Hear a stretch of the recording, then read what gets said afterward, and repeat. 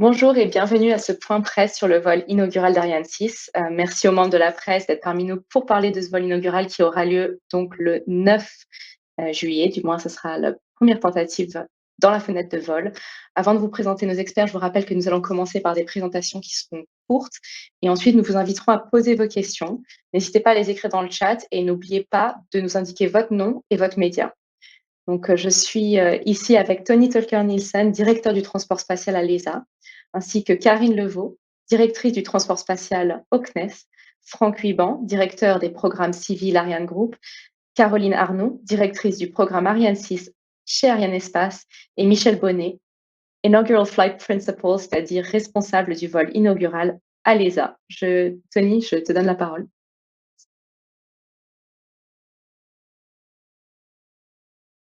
Tony, tu es en mute. Tony, nous ne t'entendons pas. Bonjour tout le monde. Donc je vais m'exprimer en français et j'espère que ça va aller. Le rôle de ESA, dans cette, programme Ariane 6, c'est, d'être architecte système. On procure le développement du, lanceur, le véhicule, de Ariane Group et le segment sol, du CNES. Ils vont expliquer, plus tard, ce qu'ils font. Et donc, on est aussi opérateur du lancement de cette vol inaugural et on est aussi chargé du charge utile, l'interface aux charges utiles et on s'occupe de ça. Donc, jeudi dernier, on a fait ce qu'on appelle RSL, ça veut dire répétition du système lanceur. C'est une validation de toutes les opérations de préparation du vol. Donc, on teste pour la première fois le vrai hardware, le vrai matériel de vol avec le vrai logiciel pour la première fois. On remplit le lanceur avec ses ergols cryogéniques, ça veut dire c'est du hydrogène et de l'oxygène liquide. Et c'est très froid. L'oxygène, c'est à moins 180 et l'hydrogène, c'est à 200, moins 230. Ça veut dire que toute trace d'humidité devient tout de suite de glace qui peut bloquer divers organes sur le lanceur. Donc tout ça est très délicat. Ça s'est bien passé, très bien passé. Tout était nominal et comme une horloge suisse, je dirais. Maintenant, on est en train d'analyser toutes les données de ce test. On vérifie tout. Est-ce qu'on a bien compris? Est-ce que nos modèles mathématiques, modèles thermiques, électriques, etc., est-ce qu'ils sont bons? Et puis, ça va être confirmé par des analyses des données qu'on a récupérées pendant ce test.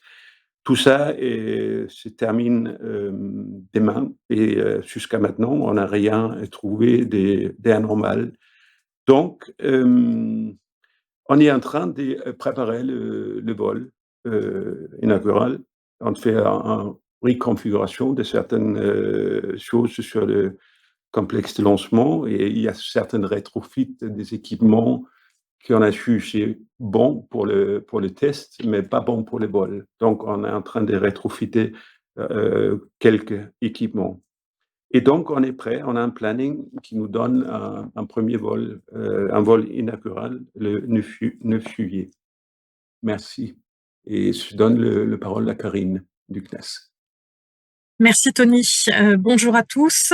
Comme vous le savez déjà, le CNES, au travers de sa direction du transport spatial, est impliqué dans le programme Ariane 6 sous différentes responsabilités. Comme l'a rappelé Tony, nous sommes le contractant numéro 1 du développement de la base de lancement qui couvre et la zone de lancement et l'adaptation des moyens de la base actuelle à l'arrivée de ce nouveau système de lancement Ariane 6. Certains salariés de cette direction du transport spatial du CNES font partie des équipes intégrées que l'ESA a mis en place au démarrage du programme pour piloter ce programme. Et enfin, nous sommes également impliqués au travers du rôle que le gouvernement français a confié au CNES sur la vérification de la bonne application de la loi sur les opérations spatiales. Donc, sous la responsabilité de l'ESA, vous vous souvenez que l'année dernière, nous avions conduit avec succès l'ensemble des essais combinés du système d'Ariane 6 qui avait l'ambition de vérifier le bon fonctionnement du lanceur et de son système sol et de vérifier les performances atteintes par le launch system. Et c'est ce qui a pu être effectivement constaté, c'est que ces performances étaient à la hauteur de ce qui était attendu au travers de la mise en œuvre d'un produit opérationnel efficace et robuste. Et c'est en tant qu'autorité de développement de la base de lancement et sous le leadership de Ariane Group que cette fois le CNES a été impliqué dans la préparation de ce vol inaugural et notamment dans la réalisation de cette répétition générale en ergol dont Tony vous a parlé juste avant.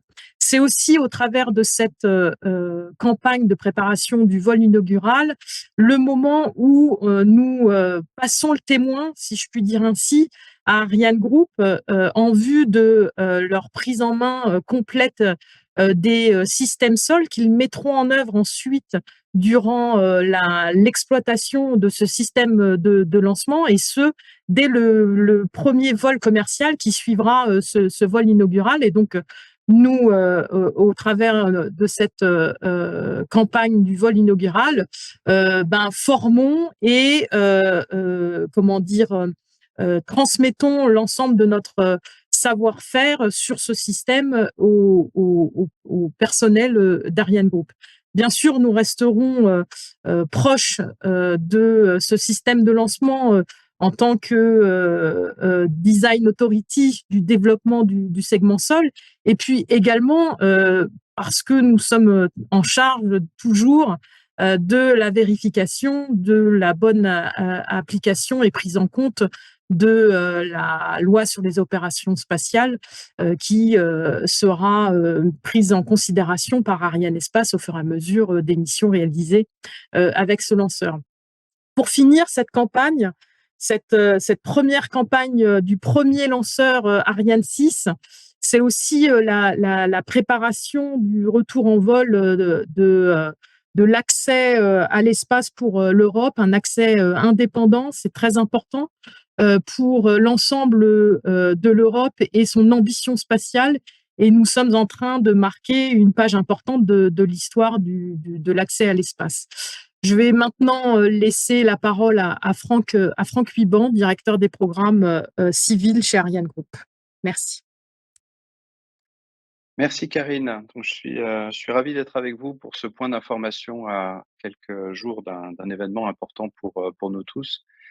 Donc de même que le CNES a reçu un contrat de l'Agence spatiale européenne pour développer la base de lancement d'Ariane 6, Ariane Group a reçu en 2015 un contrat pour développer ce qu'on appelle le système lanceur, c'est-à-dire le lanceur lui-même, et aussi tout l'appareil de production, tout l'appareil logistique qui permet de mettre en œuvre les lancements d'Ariane 6. Donc pour cela, nous avons constitué une équipe industrielle avec des partenaires principalement en Allemagne, en Italie, mais aussi en Espagne, aux Pays-Bas, en Belgique, en Suisse.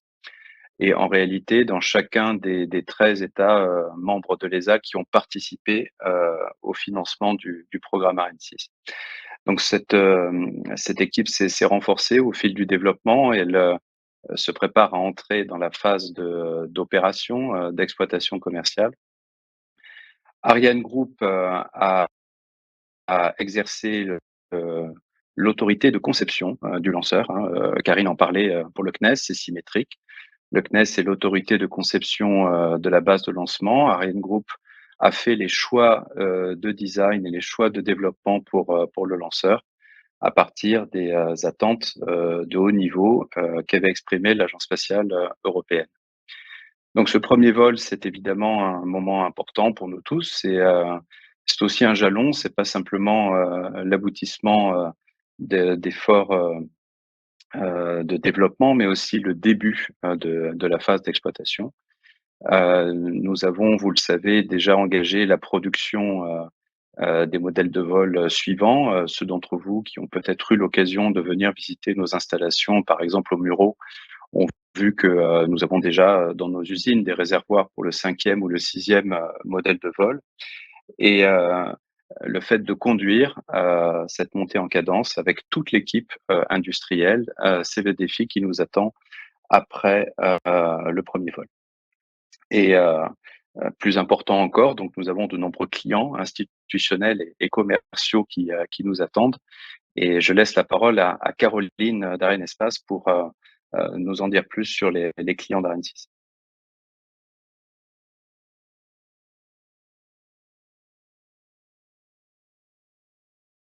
Excusez-moi, j'étais en mute. Donc, bonjour à tous. Comme mentionné en introduction, je suis en charge du programme Ariane 6 et de la relation client chez Arianespace, et je suis ravie d'être présente avec vous aujourd'hui pour ce point presse.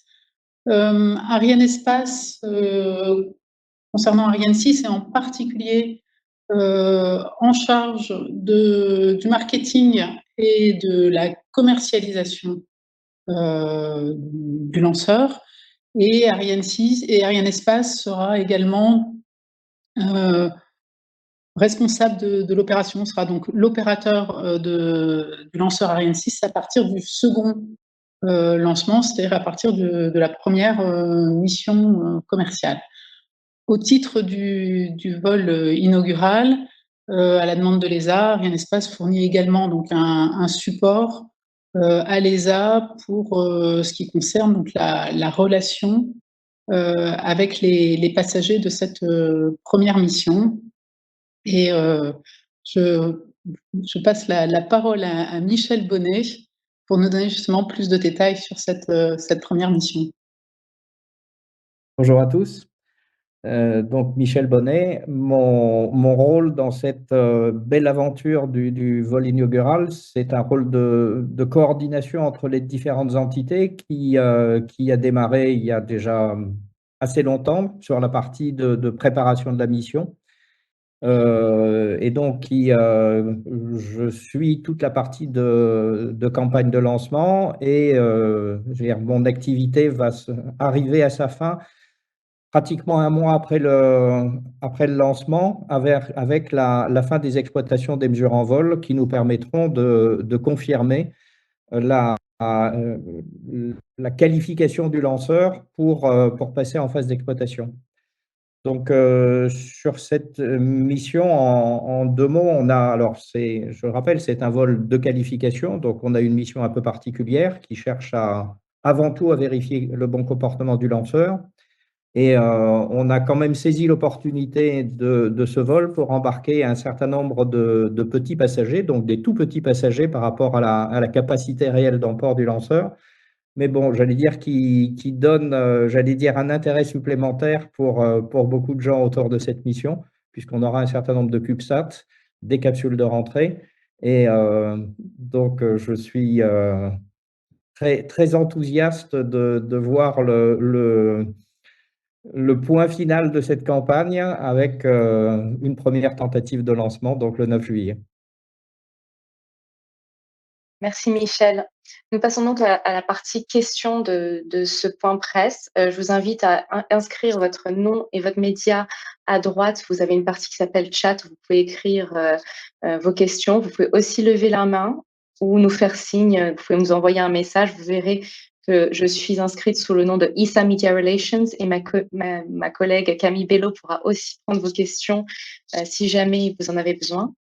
Le temps que vous nous envoyez vos questions, je vais demander à Tony de nous parler un petit peu plus de la fenêtre, parce que la fenêtre se précise, si je ne me trompe pas, sur le 9 juillet. Tony, est-ce que tu peux nous donner un peu plus au niveau de l'horaire, le temps que les membres de la presse nous envoient leurs questions, s'il te plaît? Merci. Oui, je peux parler de ça. Et donc, on a une fenêtre de lancement qui est plus longue que normal. C'est 3 heures et ça commence, cette fenêtre, à 8 heures de l'Europe, à 15 heures là-bas. Et donc, si tout va bien, le lanceur va partir au début de cette fenêtre. S'il y a un problème de météo ou autre, on a 3 heures pour régler le problème, même le météo. Et puis, voilà, ça c'est la fenêtre de lancement, le 9 juillet.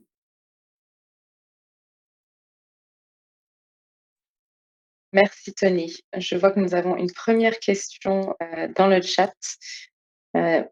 Guéric Poncé-Le Point, peut-être qu'Éric, si vous pouvez je ne sais pas si vous arrivez à nous parler directement, sinon je lirai votre question. Vous allez recevoir normalement un message qui va vous permettre de réactiver votre microphone. Allô, vous m'entendez? On vous entend. Vous pouvez poser Bon, votre question. bonjour, merci beaucoup de me laisser parler.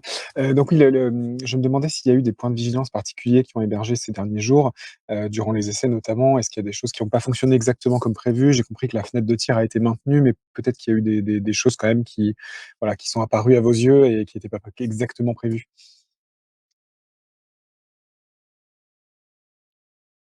Question pour Tony et ensuite peut-être Merci. Comme j'ai dit cela tout à l'heure, tout s'est passé comme prévu et il n'y a pas de points critiques qui s'est avéré, qui met en question la date de lancement. Maintenant, je prends un petit risque là parce que ça va être sanctionné, ça, avec ce qu'on appelle un post-test review demain. Et là, on va conclure que tout a été comme prévu. Mais vu de ma fenêtre, je n'ai pas vu et il n'y a pas eu de reporting de problèmes techniques qui pourraient nous empêcher de lancer le 9 juillet. S'il y a d'autres qui savent quelque chose, sont bienvenus de me corriger, mais je ne pense pas que j'ai tort. Il n'y a pas de correction, donc je n'ai pas tort. Tout à fait. nous avons ensuite d'autres questions. Une première de Philippe Richard. Pouvez-vous nous donner plus de détails sur la charge emportée? Donc en fait, les charges utiles, j'imagine. Question donc pour Michel Bonnet. Oui, alors on a plusieurs charges. Donc on va dire la plus importante en termes de masse, en fait, c'est ce qu'on appelle un ballast. Donc c'est une masse inerte. Alors déjà, pourquoi est-ce qu'on embarque une masse inerte? C'est surtout, comme je le disais tout à l'heure, on a des objectifs de qualification. Donc on a une masse inerte de 2 tonnes qui correspond à la masse qu'aurait un dispenser de Galileo avec 2 satellites Galileo, puisque une partie de la mission vise justement à faire des vérifications dans des conditions des vérifications du comportement de l'étage supérieur dans des conditions très proches de ce qu'on aurait pour un lancement Galileo. L'avantage de ce ballast, c'est qu'il présente une grande plateforme. Donc, on en a profité pour installer un certain nombre de petits passagers. Donc, quand on parle de petits passagers, c'est ce qu'on appelle des CubeSats. Donc, c'est en gros de la dimension de boîtes à chaussures plus ou moins grande. Donc, on a une série de 8 CubeSats, donc qui seront libérés sur une orbite circulaire à 580 km d'altitude et une inclinaison de 62 degrés. Ensuite, on va faire durant la mission un certain nombre d'activités de démonstration du comportement de l'étage supérieur. Et en toute fin de mission, après avoir fait le dernier boost de déorbitation, on va libérer 2 capsules de rentrée atmosphérique. Et donc, l'étage supérieur et les 2 capsules de rentrée vont tomber pratiquement pas très loin de ce qu'on appelle le point Nemo, qui est en plein milieu du Pacifique, et c'est pratiquement le point le plus éloigné de toutes les côtes alentour. Donc voilà, en très bref, la description de la mission. J'oubliais, non, on a aussi 5 expériences. Alors les expériences, à la différence des CubeSat, donc ce seront comme le nom l'indique, des expériences qui ne seront pas séparées du lanceur, et donc qui vont faire un certain nombre de mesures pendant toute la durée de la mission, jusqu'à la retombée de l'étage dans le Pacifique. Merci beaucoup, Michel. Une autre question sur ces passagers. Simon Chaudorge pour Capital. Simon, normalement, vous devrez pouvoir vous poser la question vous-même, mais sinon, je peux la lire pour vous. On attend de voir si ça fonctionne, sinon je la lis. Je vais vous la lire. Sur le fait que la mission est embarquée de petits passagers, certains commentateurs regrettent que la fusée parte à moitié vide. Est-ce normal dans le cadre d'un vol inaugural ou faut-il s'inquiéter d'une frilosité des clients? Bon, si je peux répondre sur cette question, donc il faut se rappeler qu'il y a quelques années, le vol inaugural devait embarquer une série de satellites OneWeb. Hélas, à ce moment-là, bon, OneWeb a eu quelques soucis, donc on a changé effectivement le scénario de mission. Et donc, à un certain moment, la décision a été prise de, j'allais dire, mettre en avant les objectifs de qualification du lanceur. Et donc, comme je l'indiquais tout à l'heure, on a mis une masse inerte qui est représentative d'une mission type Galileo. Donc, une mission type Galileo, en termes de performance, c'est effectivement quelque chose qui n'est pas très lourd. Par contre, dans une vraie mission Galileo première génération, on doit placer cette masse sur une orbite qui est qui demande beaucoup de performance du point de vue lanceur. Donc aujourd'hui, effectivement, on a quelque chose qui semble vide en termes, vous voyez une photographie des passagers et du ballast sous coiffe. On a l'impression d'avoir une coiffe très vide. Par contre, ça reste une mission qui remplit pleinement les objectifs de qualification. Voilà, et juste pour apporter un complément vis-à-vis des clients, il n'y a pas de frilosité des clients vis-à-vis d'Ariane 6, hein. Aucune frilosité sur le sujet. Les clients sont parfaitement convaincus de bénéficier de l'expérience et de la fiabilité d'Ariane 5. Et le fait qu'on ait aujourd'hui dans notre carnet de commandes déjà des contrats pour 30 lancements sur Ariane 6 illustre parfaitement l'absence de frilosité des clients et du marché vis-à-vis d'Ariane 6. Si je pourrais vous rappeler du vol inaugural de Ariane 5. On avait 4 satellites scientifiques, c'était une mission cluster, et ça s'est pas très bien passé. Depuis, sur le vol inaugural, on ne met pas des satellites sur le vol, des retours en vol d'Ariane 5 ECA. On avait même acheté des maquettes des satellites. Et donc, finalement, il y a un satellite qui s'est manifesté, mais c'est tout à fait normal qu'il n'y a pas d'échéance utile très précieux sur un vol inaugural. Merci pour ces informations complémentaires. Une question de Michel Cabirol de la Tribune. Qu'est-ce qui ferait que ce vol ne serait pas qualifié, à l'exception d'un crash ou d'un vol avorté?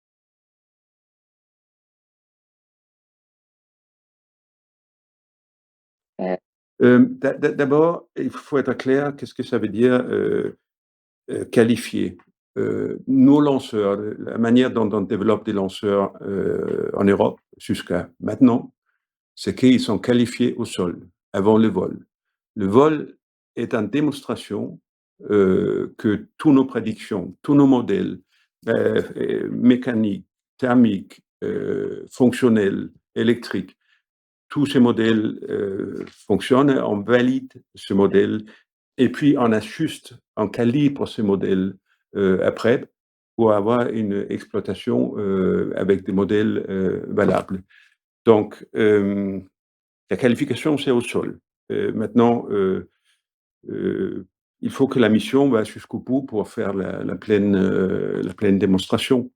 Ça, c'est clair. Merci. Une question sur justement l'élément sol, une question de France Télévisions qui concerne le portique mobile d'Ariane 6. Que se passe-t-il si, pour une raison quelconque, le portique se retrouve bloqué ou ne peut s'éloigner assez loin d'Ariane 6? Karine Levaux. Alors, si on se retrouve dans cette situation, eh ben, on ne pourra pas procéder au décollage et autoriser le décollage du lanceur. Il faut effectivement que le portique mobile soit totalement reculé et positionné là où il est prévu qu'il soit au moment de l'allumage des moteurs et des boosters pour pouvoir autoriser le lancement. Donc, si on se retrouvait dans cette situation-là, on serait dans l'obligation de reporter le lancement.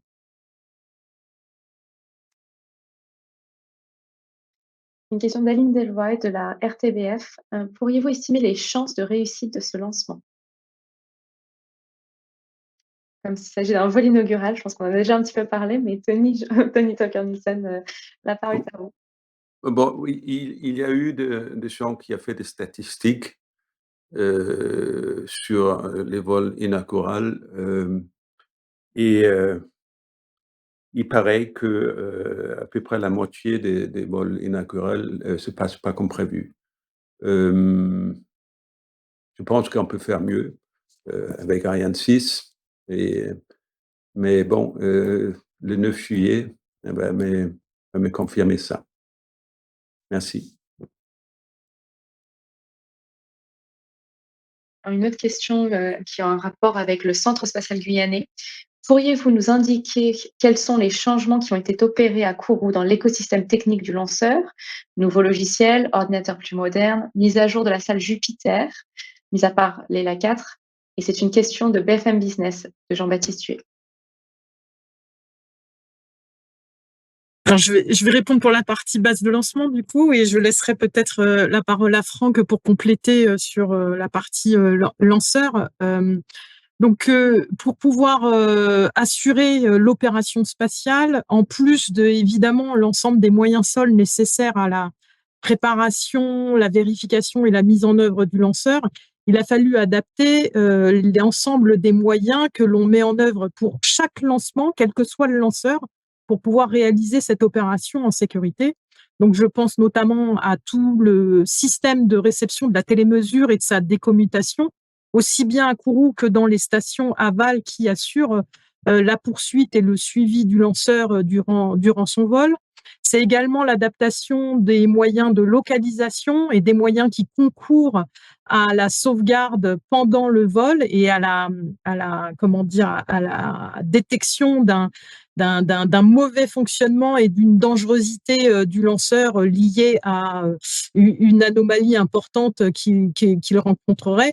Donc, c'est tous ces moyens-là qui ont dû être adaptés aux spécificités du lanceur Ariane 6 et qui ont été mis à niveau en parallèle du développement du segment sol qui est propre, là, cette fois, au lanceur Ariane 6. Voilà, et au niveau du lanceur, on peut dire aussi que le concept opérationnel a beaucoup évolué depuis Ariane 5. Aujourd'hui, les étages d'Ariane 6 qui partent pour Kourou sont déjà entièrement intégrés et testés sur le plan mécanique, sur le plan électrique. Ils sont prêts à être directement assemblés. L'objectif étant que les opérations à Kourou soient les plus efficaces et les plus courtes possibles. Ariane 6 a été conçu depuis l'origine dans la perspective d'une production industrielle avec des cadences beaucoup plus élevées que sur Ariane 5. Vous savez qu'Ariane 5 a été lancé jusqu'à 7 fois par an, alors qu'Ariane 6 a été conçu pour permettre jusqu'à 12 lancements par an et que nous avons un premier palier comme objectif pour atteindre 9 lancements par an. Les installations de lancement, les installations industrielles nous permettront, dans les périodes les plus intenses, de pouvoir réaliser 2 lancements avec un intervalle de 2 semaines, de 15 jours seulement entre les 2 lancements. Et puis la notion même de portique mobile, hein, qui permet d'assembler le lanceur directement sur son pas de tir, plutôt que d'avoir à le déplacer d'un bâtiment à l'autre sur une table de lancement, comme c'était le cas pour Ariane 5, nous permet aussi de gagner beaucoup en réactivité et en vitesse. Merci beaucoup, Franck. Et nous avons une question de Sophie Becherel de France Inter. Sophie, vous devriez pouvoir vous réactiver votre microphone et poser la question vous-même, mais sinon je la lirai.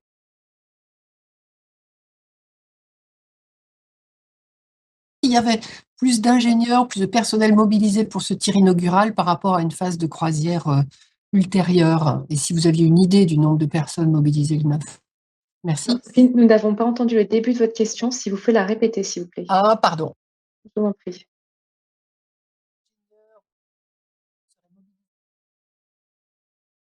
Ah, nous ne vous entendons plus. Donc la question, je vais juste la répéter. Oui, je crois que oui. Oui, y aura-t-il plus de personnes mobilisées sur ce décollage qu'en période de croisière? Avez-vous une estimation du nombre d'ingénieurs impliqués sur le lancement? Alors, je peux fournir les premiers éléments de réponse. Ce vol inaugural est intimement lié à la qualification du système de lancement. Donc, les équipes qui y contribuent participent à la fois à la démonstration de l'aptitude au vol et à la réalisation des opérations de lancement. Donc, on a évidemment pour ce vol inaugural une mobilisation très forte des équipes. On ne compte pas uniquement, bien sûr, les équipes qui seront physiquement sur place à Kourou, mais aussi en Europe continentale, dans ce que nous appelons les bases arrières, toutes les équipes qui seront présentes pendant toute la chronologie de lancement pour pouvoir suivre les opérations et se tenir prêtes en cas d'événements techniques à interpréter, se tenir prête à apporter le plus rapidement possible les bonnes réponses pour que nous décidions de la suite des opérations. Donc on peut dire que sur ce lancement, plusieurs centaines de personnes seront participeront directement à l'étape finale de la campagne de lancement. Merci. Je voudrais aussi contribuer à cette réponse de cette question. On est aujourd'hui 3 équipes qui travaillent étroitement ensemble.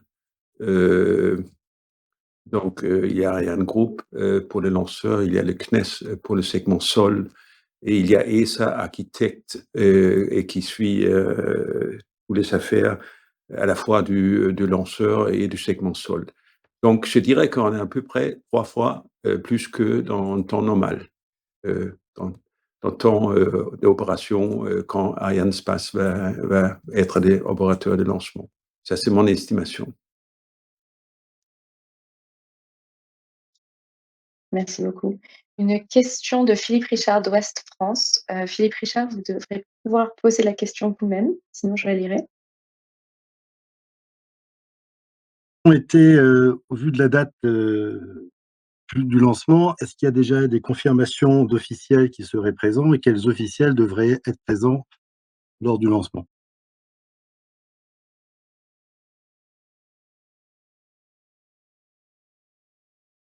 Bon, je vais répondre aux questions. Oui, il y a en fait 3 événements pour ce lancement. Il y a évidemment à Kourou, il y a une liste d'invités. Il est secret et il est tellement secret que même moi, je ne sais pas qui va aller à Kourou.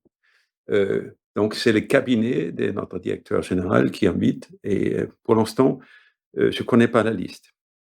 Après, on a un événement à Paris où il y a 400 personnes, ça c'est le maximum, où il y a aussi il y a des staffs ESA, mais il y a aussi des staffs Ariane Group, CNES, et il y a des parlementaires, et je pense que les ambassadeurs des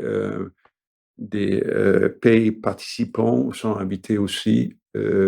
Et pareil, il y a un événement à Berlin.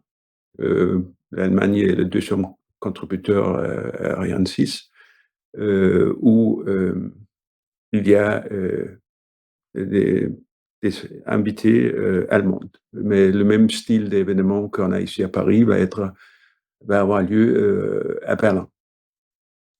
Voilà. Maintenant, vous pouvez être sûr que les personnes dans cette pièce seront à Kourou. Alors, nous avons des questions et des précisions qui sont demandées sur la fenêtre de tir. Il y a 2 questions notamment. Je vais lire les 2, comme il s'agit de 2 journalistes différents. Une question de Michel Cabiral de La Tribune. Combien de temps est ouverte la fenêtre de tir à partir du 9 juillet? Et une question complémentaire d'Antoine Meunier de la Chronique Spatiale. Si ce vol était reporté au-delà du 31 juillet, l'option du mois d'août serait envisagée ou est-ce que ce serait en septembre?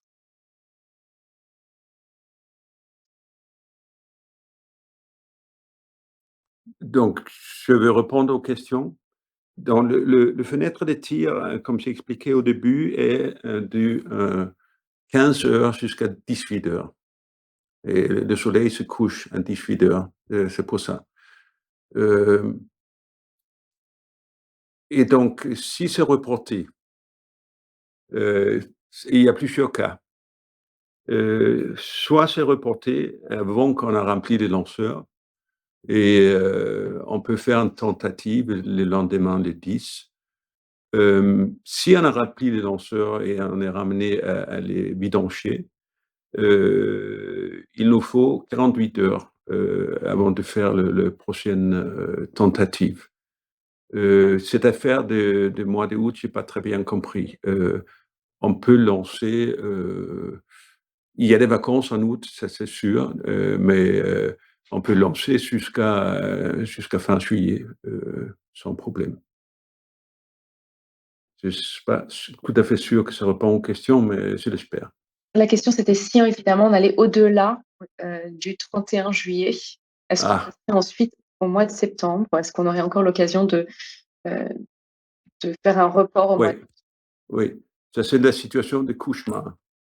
Si on n'a pas lancé le 31 juillet et on doit admettre qu'il faut aller en vacances, ça sera reporté après août. Et ça veut dire qu'il faut redémarrer toute la machinerie après les vacances. Et ça pourrait facilement nous ramener vers mi-septembre, voire même deuxième moitié de septembre. Et c'est pour ça que je dis c'est un scénario de cauchemar. Il faut qu'on lance au début de juillet. Ou il faut qu'on lance en juillet. Voilà. Une question de Alain Sirous. Ciel et espace. Alain, normalement, vous devrez pouvoir réactiver votre microphone et poser votre question. Est-ce que vous m'entendez? On vous entend. Oui, j'ai une double question rapide. La première, c'est quel est votre état d'esprit actuel? Quelle est l'ambiance? Vous avez fait référence à Ariane 5, où je me souviens que les gens étaient très optimistes, très convaincus que ça allait fonctionner, et le résultat a été très difficile à accepter. Est-ce que vous avez tenu compte de ça et quel est l'environnement ambiance actuellement? Et la deuxième question, c'est si tout se passe bien, combien vous faut-il de temps pour procéder au second lancement, donc commercial, celui-ci? J'ai entendu parler de plusieurs mois et pourquoi est-ce que ce serait aussi long?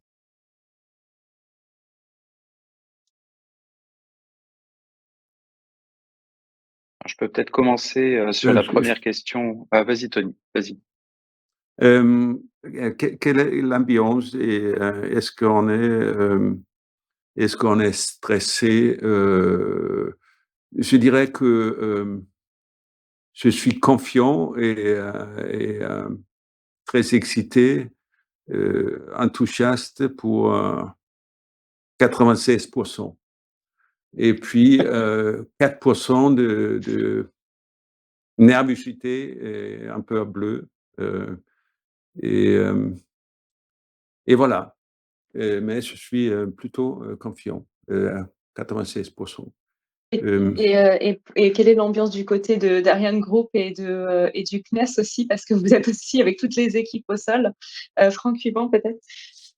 Oui, pardon. Alors, du côté d'Ariane Group, mais je le constate chez l'ensemble de nos partenaires, hein, tout le monde a conscience des enjeux liés à un vol inaugural, des risques liés à un vol inaugural. Donc tout le monde est conscient du risque d'échec. Pour autant, chacun cherche à acquérir la conviction que nous avons vérifié tout ce qui pouvait l'être, que nous n'avons aucun regret avant de procéder aux opérations de lancement. Nous faisons tout ce que nous pouvons au sol. Il y a certains essais que nous ne pouvons pas mener au sol, hein. Par exemple, le comportement de l'étage supérieur dans une gravité très faible, hein. On ne peut pas supprimer la gravité au sol, donc il y a des choses qu'on ne peut pas tester avant de voler. Donc cette incertitude résiduelle, ce risque résiduel, il faut l'accepter. Je perçois néanmoins dans toutes les équipes autour de moi un niveau de confiance très élevé et une envie très forte d'aller au vol, de permettre à ce projet d'aboutir, ce projet dans lequel tous les participants au programme Ariane 6 ont beaucoup investi, hein, professionnellement bien sûr, mais aussi souvent sur le plan personnel. Et cette dynamique qui est sensible dès que vous rencontrez, hein, les acteurs du programme Ariane 6, heu, c'est une énergie très communicative. Donc aujourd'hui, en particulier à Kourou, je pense que quiconque est venu sur place, a rencontré les équipes, a senti cette énergie et cet optimisme, même si, encore une fois, tout le monde reste modeste devant la complexité du système et devant les risques qui, de toute façon, ne peuvent pas disparaître. Et Karine Levent, un même sentiment du côté du CNES? Oui, bah, effectivement, comme l'a dit Franck, aujourd'hui, tout le monde est dans une énergie positive parce que effectivement, c'est l'aboutissement, ce vol inaugural, d'une certaine phase de la vie de ce nouveau système de lancement qui a connu beaucoup d'investissements de l'ensemble des personnes qui ont travaillé à ce développement. Ce que je perçois aussi, c'est le souci de bien faire et une forte concentration des équipes dans cette phase finale pour ne rien oublier et s'assurer que tout ce qu'ils voulaient vérifier l'a été correctement et mettre toutes les chances du bon côté parce que nous sommes tous conscients que c'est une opération à risque, évidemment, que mettre en œuvre un lanceur cryogénique, c'est compliqué. C'est une technologie qui est très sensible et elle nous l'a montré par le passé. Et donc, il y a vraiment ce souci de faire tout ce qui est possible de faire avant de réaliser ce vol inaugural et vraiment une très, très forte concentration. Moi, j'avais la chance d'être à la répétition générale en ergol la semaine dernière et j'ai pu voir une équipe soudée, quelle que soit la société d'appartenance, et très concentrée sur le même objectif. Merci. Alors là, c'est la deuxième partie de la question d'Alain Thiraud. Ouais. Pourquoi faudrait-il 5 mois pour effectuer le premier tir commercial après le tir inaugural? Plusieurs mois. C'est une question qui a été posée aussi par d'autres journalistes.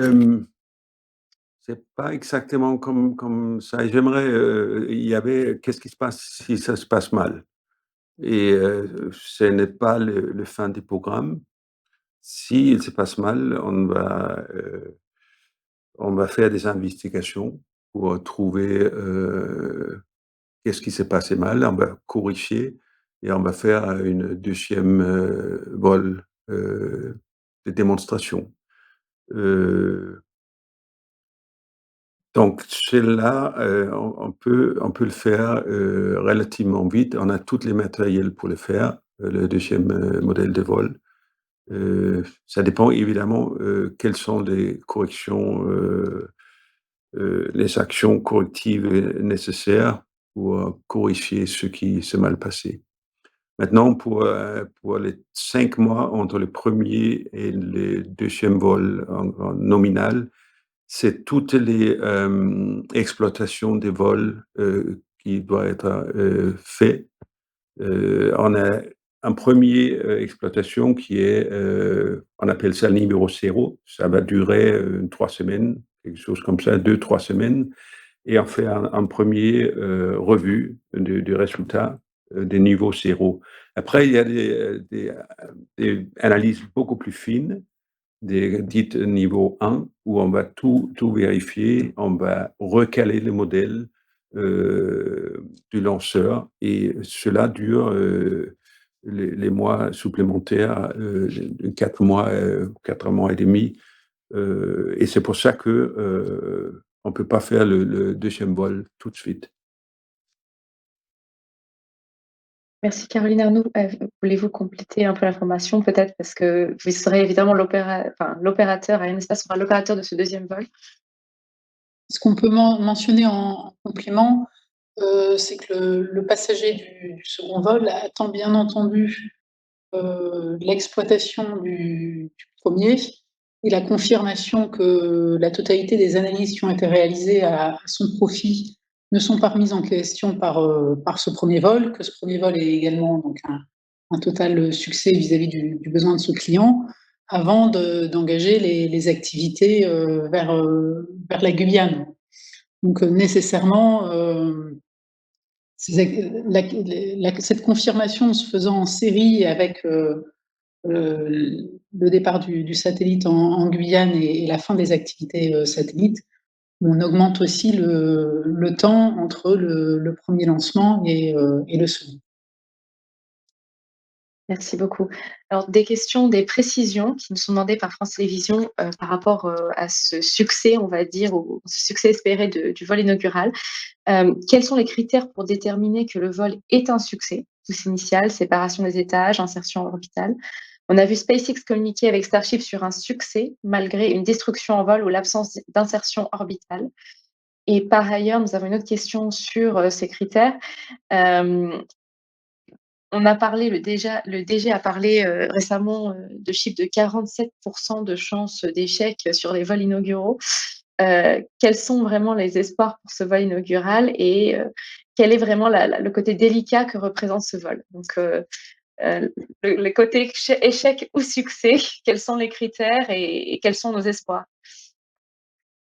Tony Tolker-Nielsen? Merci. Merci Adelina pour ces questions. Donc, cette vol a plusieurs phases.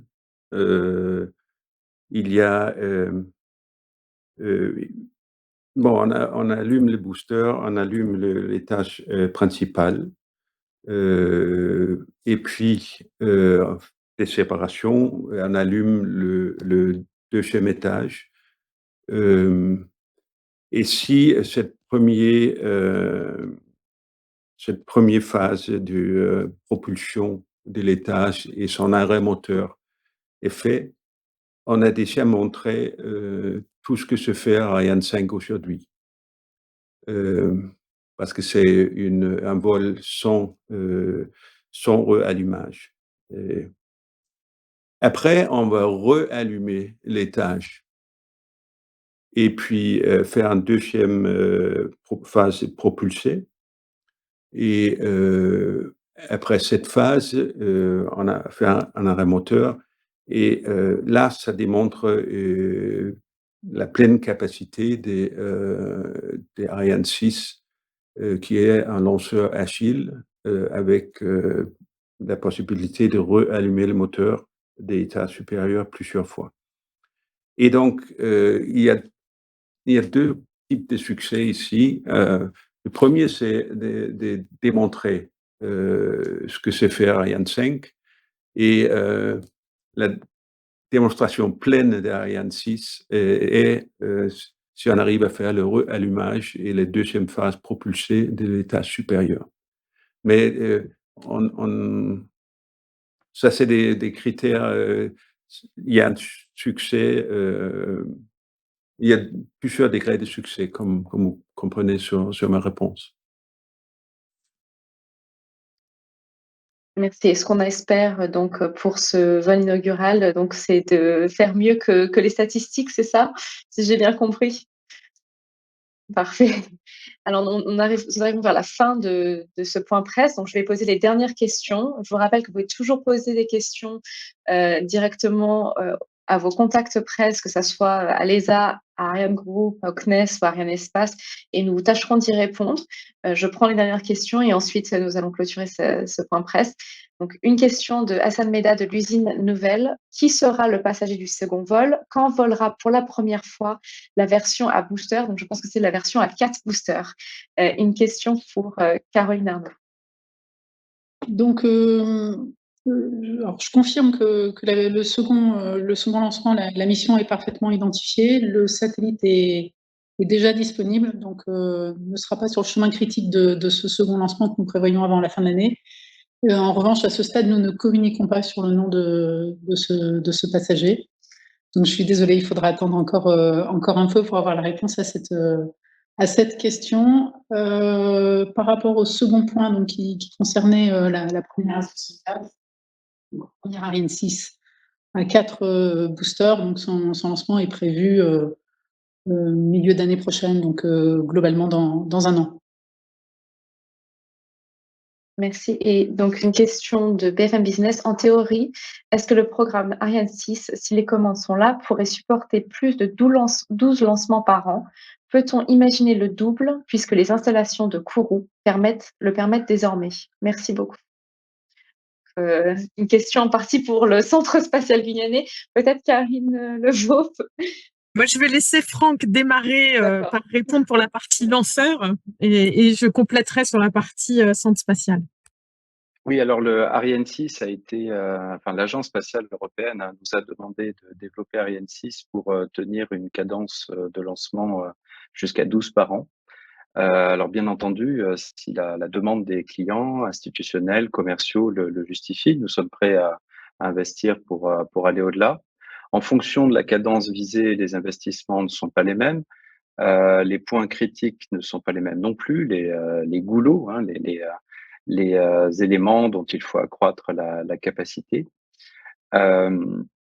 Aujourd'hui, dans nos installations industrielles, nous étudions plusieurs scénarios en fonction de l'évolution que pourrait connaître ce marché. Nous soumettons les chiffrages à des revues, à des analyses critiques. Pour l'instant, ce sont encore des travaux préliminaires. Mais c'est vrai que tout le monde a en tête que à partir d'une certaine cadence de lancement, il peut être nécessaire d'avoir plusieurs pas de tir. Donc ça, c'est effectivement une des grandes questions. Mais je pense que sur ce point-là, nous avons aujourd'hui de la marge à Kourou et c'est là que je passe le relais à Karine. Donc, vis-à-vis des installations, des infrastructures de la base de lancement, vous savez que l'ESA a lancé un programme de modernisation des infrastructures de la base de lancement au travers du programme CSGNG et au travers du programme Flexibility, Digitalization and Sustainability qui a été voté lors de la dernière conférence ministérielle et qui vise à apporter beaucoup d'évolutions à l'ensemble des systèmes en intégrant du numérique. Et l'idée derrière, c'est d'atteindre une capacité de réaliser un lancement tous les 3 jours, donc d'être en capacité de reconfigurer la base en regard d'un système de lancement, quel qu'il soit, et d'opérer un nouveau vol, là où aujourd'hui, nous sommes limités à 11 jours pour pouvoir reconfigurer l'ensemble des systèmes de la base. Donc théoriquement, à l'aboutissement de ces 2 programmes qui sont à un horizon de 2026, la base pourrait réaliser beaucoup plus de vols d'Ariane 6 que les 12 aujourd'hui prévus et couverts par la qualification et l'ensemble des activités que nous avons menées jusque-là.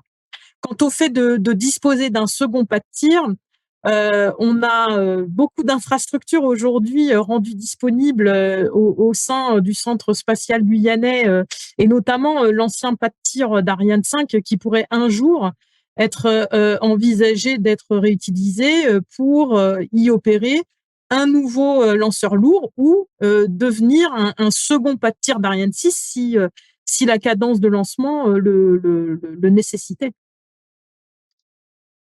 Merci beaucoup et sur ce, notre point presse est fini. Je tiens à remercier tous les représentants et les experts qui sont avec nous, de toutes les entités de la task force d'Ariane 6. Merci d'avoir été là et d'avoir répondu à aux questions. Merci aux journalistes aussi. Bien évidemment, vous pouvez encore une fois nous poser, nous envoyer vos questions si vous en avez d'autres et nous tâcherons d'y répondre et cette session sera disponible, l'enregistrement sera disponible sur notre site d'ici environ 1 heure. Voilà. Merci encore. Bonne journée à tout le monde. Merci. Merci, au revoir. Au revoir. Merci et au revoir.